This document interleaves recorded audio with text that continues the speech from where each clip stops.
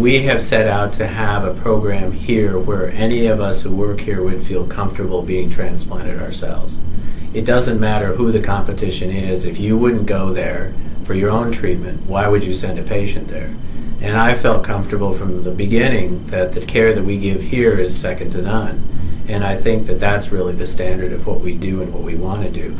It doesn't matter who the competition is to me. If we're not doing the job that we should be doing, we won't do it. And I think that it doesn't matter whether someone down the street or around the block or elsewhere in the country is doing it differently. If we feel what we're doing is state-of-the-art and the best job we can, and we would send our family members or ourselves to a place like this, that's good enough.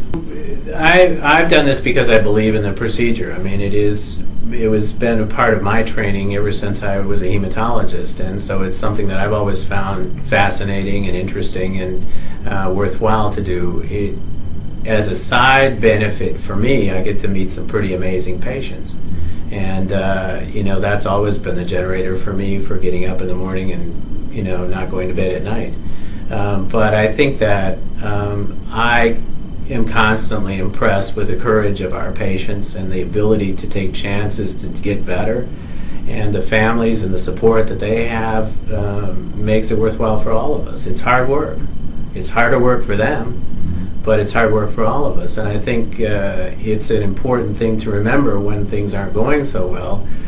Sometimes that that we do good things. It's the irony of this business that the better patients do, the less often I see them.